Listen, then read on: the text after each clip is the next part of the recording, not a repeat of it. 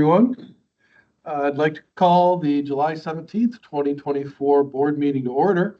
I'll begin by asking each commissioner to please respond with a here when I call out their name. Commissioner Doan. Here. Commissioner Duggan. Here. Commissioner Fisher. Here. And Commissioner Lysick. Here. Good evening, everybody. We'll begin by a report from our Chief Executive Officer and the management staff. Paul.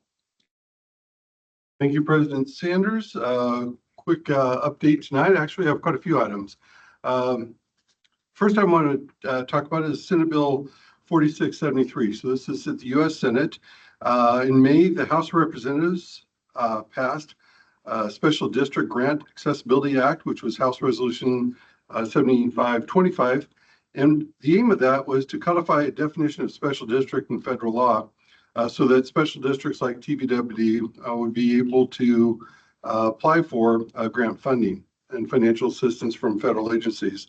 So the new Senate bill has officially been introduced in the Senate. If passed, it will head to the president's desk for signature, and it will actually require that OMB, the Office of Management Budget, implement guidance, issue guidance to federal agencies on how organizations like TVWD can access financial assistance. This was actually came up as an issue during COVID. A lot of the COVID era relief went to the definition of states, counties, cities, but special districts weren't available under federal law. So this is aimed to rectifying that problem. TVWD, we will submit our name with the Special District Association of Oregon to support this. And we also plan to send a letter to Senators Merkley and Wyden to support the bill. It's in our customers' interest. Our design construction standards have been updated. These are guidelines that we issue to provide assistance to our design engineers, that is people outside the district, as well as contractors who are working on new water infrastructure for the district. So developers develop within their areas. They have to follow these design standards. The changes that went into effect first, service installations is actually somewhat important. Historically, the district has installed all service lines, even those that are new developments where the developer says have built the pipe.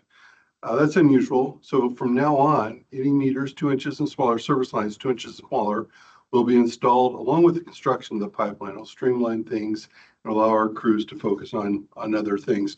However, our crews will still install our service lines in the live water system. So if you're connecting to an existing pipe in our distribution system, we're going to maintain control over that. Also, to deal with some supply chain issues, we've modified some of the material specifications to reduce the impact that supply chain issues would have on the contracting community. And we changed some of the construction practices. We have some new guidelines that are aimed really at improving the quality of the construction of the projects that we receive. So those are effective July 1st, and they're out on our website. A couple of capital improvement projects to talk about. First is the 189th Avenue Pump Station project. The construction on that has begun. In fact, the existing reservoir has been demolished. And so we're now at the point where you may saw in the Thursday memo, had a granddad and a grandson out there at the site taking in some of the construction activities.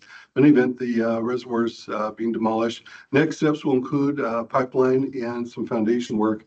And we have a rendering of what that project will look like when it's done. Here's the rendering for the 189th Avenue Pump Station. This is important. This is going to improve the reliability of our service up on South Cooper Mountain. It'll also tie into that intertie we did with the city of Beaverton, which will also improve the reliability of service up there. This also is the subject of the $3 million grant that we got from the state of Oregon through the short session. So construction is underway on 189th Avenue. Pivoting to the other side of the district into our Metzger service areas, the Taylor's Ferry project, that we are currently accepting bids from contractors. Bids are due on August 20th. So we should be seeing those come in. The project includes two 1.75 million gallon reservoirs, a new pump station, and operations building. This will allow us to more effectively bring in the Willamette water within the Metzger service area. Importantly, this is funded by FEMA grants too. So this is an example where we're able to save costs for our customers by using some of the federal assistance. A new item that we haven't talked about yet, we want to get your feedback on. If I can click, something happen here. There we go. In the September work session, actually, staff is recommending canceling the September 3rd work session. There are no urgent topics that need to be discussed at this time. We don't have anything for the agenda other than the update from Dave Kraska, the normal update on the WWSS. It also happens to be the day after Labor Day. And so we were wanting to see if the board was okay with us actually canceling that work session, if you have any concerns. Sure. Says no. No to cancel? Problems or no problems for me? No problems. Okay, thank you. Appreciate that. And with that, I'll turn it over to Dave Kraska, our Water Supply Program Director, that will be presenting tonight's Director's Report. Did you have something? Yeah, Dave, before you start, I don't know if you can answer this. I don't know if any of us can answer this. Is there a difference between a special district and a public utility district with regards to federal guidelines and rules? Okay, so huge difference, but the person that I would turn to would be Mr. Balfour. Well, in terms of federal guidelines and rules, that's the tricky part of the question. Clearly a difference organizationally and authorized powers and those kinds of things between the two. But there is in the sphere of like money, like FEMA money, Homeland Security grants, a lot of things that came out of 9/11 and that sort of thing to strengthen systems, provide better security, all those sorts of things. There was a disconnect between who could be a grant recipient.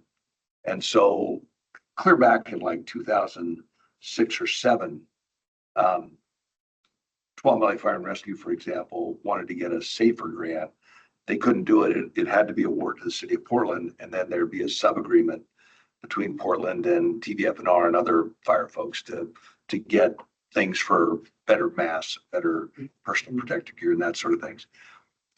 PUDs were in that same boat on the utility side of things, but they were able to get direct monies for, better transmission security, substation security, that sort of thing. And that's typically where our PUDs land in the electricity sphere. So my understanding is that they do have better access to those sorts of things than what special districts like us have. And then that's the reason for this bill. Whether that's, I should say one more thing, whether that's an across the board better access or just in these particular areas like Homeland Security and cybersecurity grants and things like that from a public safety point of view, that's what I'm not sure of. Maybe over a Fanta orange soda, you can explain why we don't have PUDs in Oregon versus special districts. It's not for here and now. The short answer is that we have a few PUDs in Oregon, and we have a ton of PUDs in Washington. Right. And as I understand it, under some of the early versions of the Federal Power Act in the late 30s and the 1940s, that there were political deals made in Washington that the investor-owned utilities would maintain a bigger foothold in Oregon, and that the stronger, like the Grange societies and other folks that were true advocates of rural electric power, that they were essentially firmer believers in the New Deal, were up north above the river, and they committed to go PUDs and public ownership cooperatives too, in order to get better access to renewable power, essentially. So there was a lot of backroom dealing and handshakes back then, sort of fixed the investor-owned utility on this side of the river versus the PUD on that side. Some other time. But we can have a Fanta too if you want. Especially orange over ice. Thank you for sharing that off the top of your head too. Yeah. It's like that, yeah.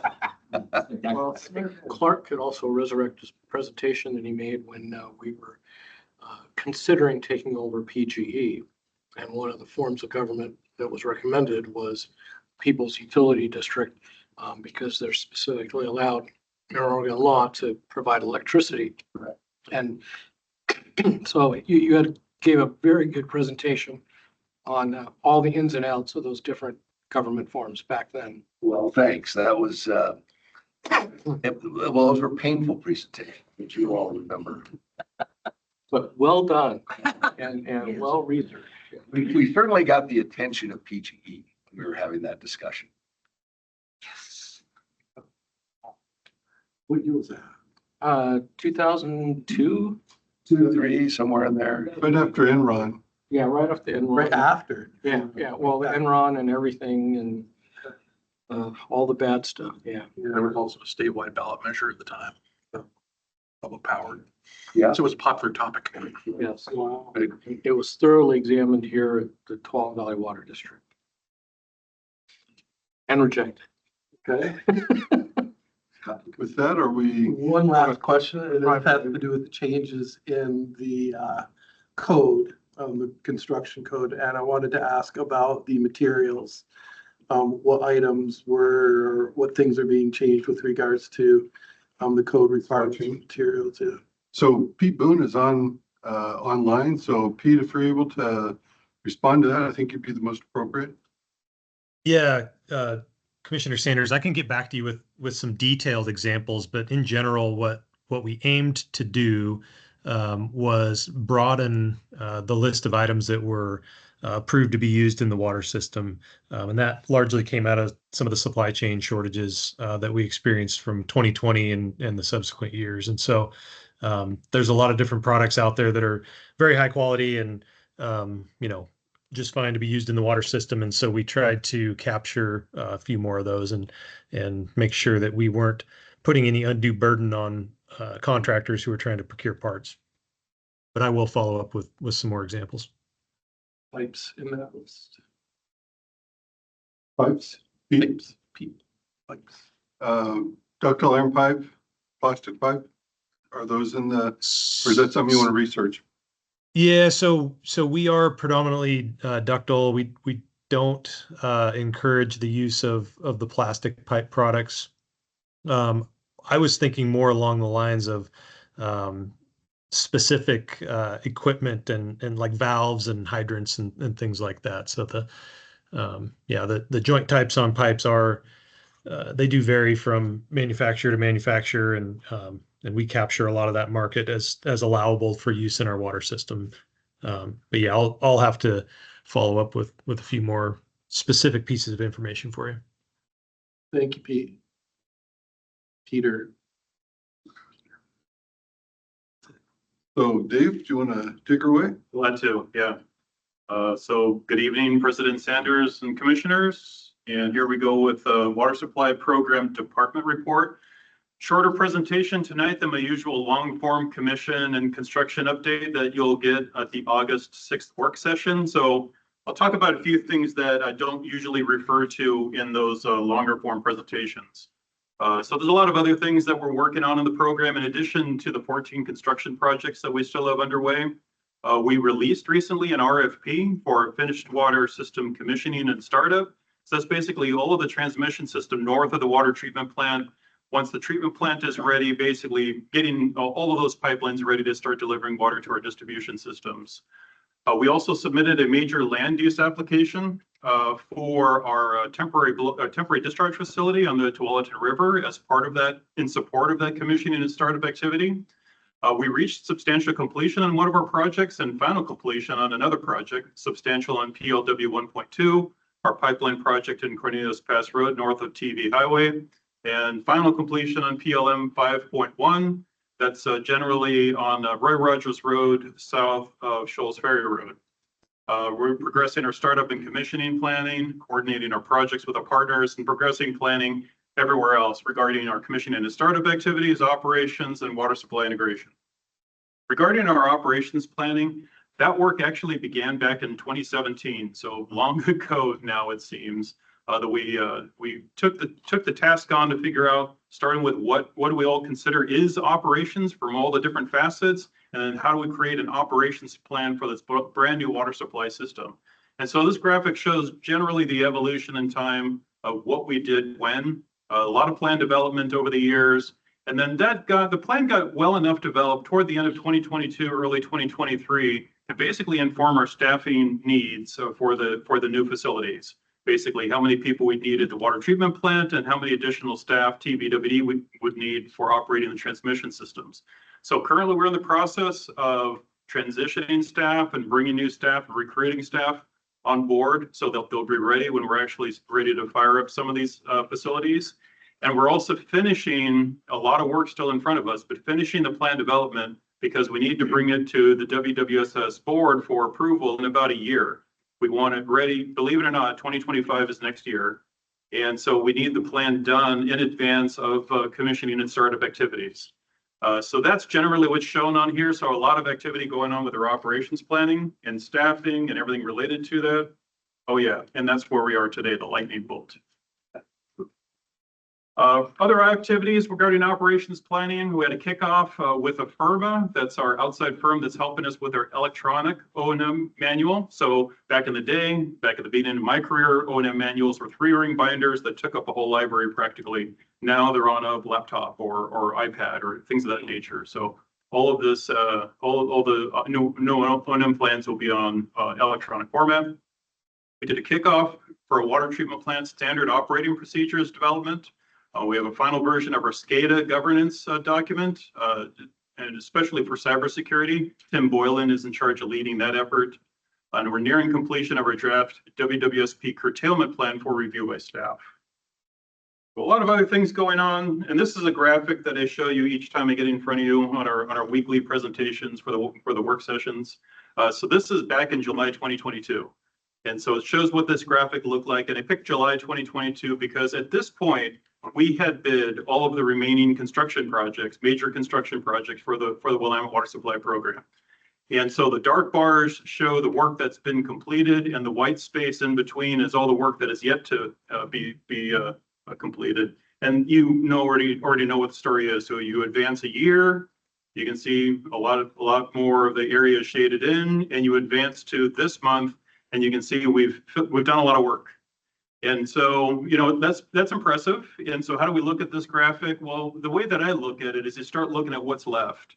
And you can see there's about 4 big white bars there that are left to be completed. We have the rest of the raw water facilities to complete. We have our PLM 1.3 project, our pipeline through Wilsonville to complete, our water treatment plant, and our PLM 4.2 project. So if I was to show you this graph a year from now, projecting ahead, would anticipate we'd still have a little bit more of the white bar to finish on our water treatment plant project. And depending on how things go, there's a lot of things in the air right now. Our PLM 1.3 project, our pipeline in Wilsonville, some challenges there in terms of whether that project will be complete by this time or not. But the remaining projects will be completed. We'll be wrapping up our treatment plant, believe it or not. So I think that's the end of my presentation. I got one slide for questions if there are any.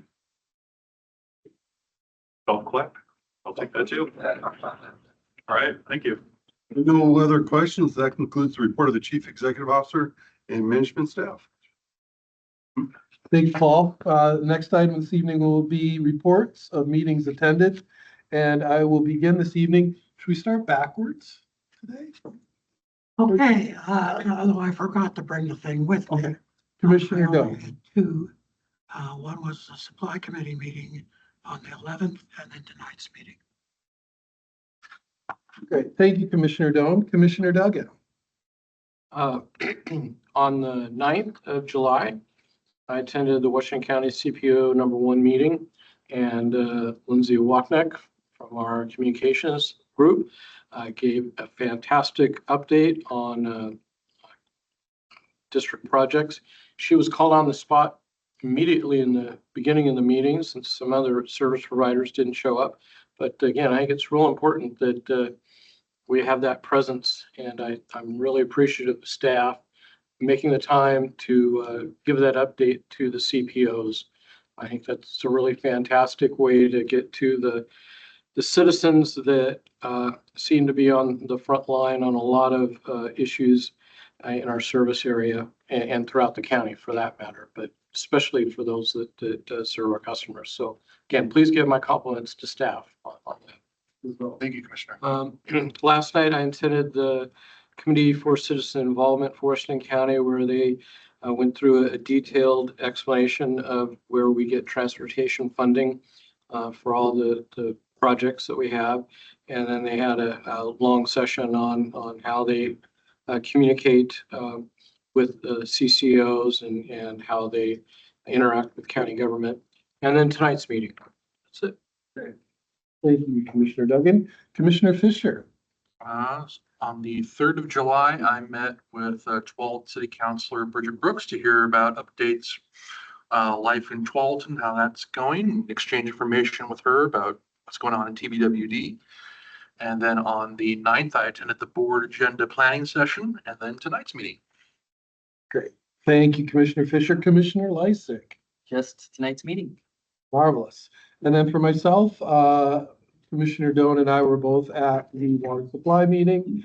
We were all at the work session. And then what we didn't attend and what was postponed due to a lack of quorum was this month's Joint Water Commission Barney Reservoir meeting, which is being rescheduled as soon as we can all come together on a date. So just to let everybody know that that meeting was not held this month, and I'm partially responsible because I was somewhere else doing something else. All right. Thank you, folks. The next item this evening are topics to be raised by commissioners. Do we have any topics to be raised by any of our commissioners this evening? Okay. Not hearing any, then we'll move into our public comment section. Public comment time is set aside for persons wishing to address the board on items on the consent agenda and matters not on the agenda. Additional public comment will be invited on agenda items as they are presented. Do we have any persons this evening who would like to comment? You have one guest online today, Deanna Johnson. Do you wish to comment this evening? I do not, but thank you for asking. You're very welcome. All right, then, we will move on then to our consent agenda this evening. Our consent agenda items are considered to be routine and may be enacted in one motion without separate discussion. Any board members may request that an item be removed by motion for discussion and separate action. Any items requested to be removed from the consent agenda for separate discussion will be considered immediately after the board has approved those items which do not require discussion. This evening, we have in front of us to be adopted the June 26th, 2024 board meeting minutes.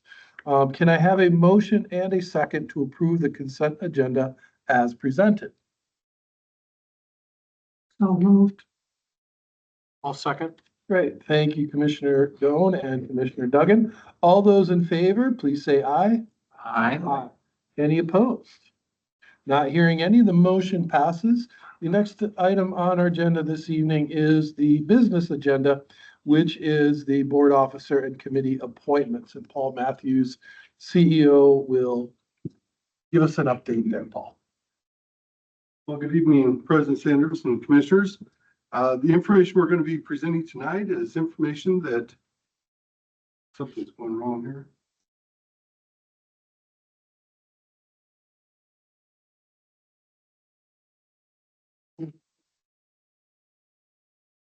Is information that we did provide to you in the work session earlier in June. So this is the annual appointment requirement of the officers.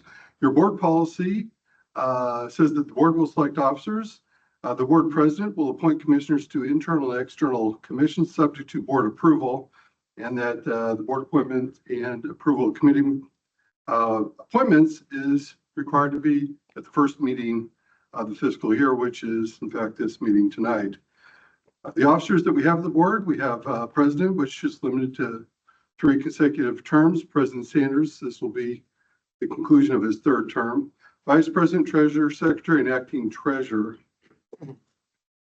The current board assignments, this is exactly what we had presented to you back at your June work session, did include, in fact, Commissioner Sanders in his 3rd term as president, and that obviously will be something that we look at changing. Here's the proposed agenda. Now, there is one change to this table from what you saw at the June work session, and that is based on a recommendation from Commissioner Duggan that we add the Metropolitan Advisory Committee to the bottom of this list. Just to make it very clear, you might recall that the board took action to appoint Commissioner Duggan as the alternate for the impact, and we add this to the list one more time just to make it clear if there are any if there's any debate or concern about that appointment.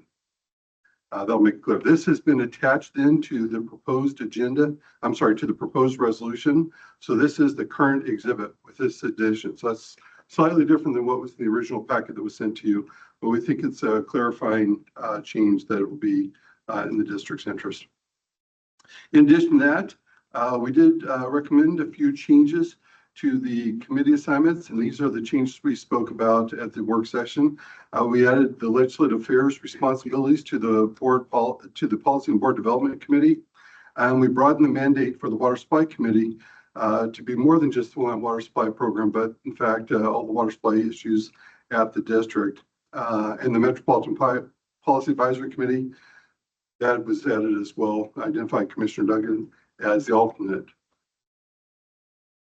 With that, our recommendation is to adopt Resolution 1524, a resolution approving the annual appointments of officers to Tarleton Valley Water District and approving the committee assignments. There are no questions? Any questions from this? Can I get a motion to adopt Resolution 15-24, a resolution approving the annual appointments of officers for the Tualatin Valley Water District and approving committee appointments? Commissioner Fisher, so moved. This is Commissioner Lysick, second. Thank you, Commissioner Fisher and Lysick. All those in favor, please say aye. Any opposed? Not hearing any, the resolution passes. Congratulations. I will pass the gavel over to our new president at this time, and I will hand you the agenda for the rest of the evening. Wonderful. Well, let's see. I know a speech by John Quincy Adams that could take us a couple hours here. But no, well, with all other business concluded, I adjourn this meeting. Thanks, sir. Yeah. Wonderful personality.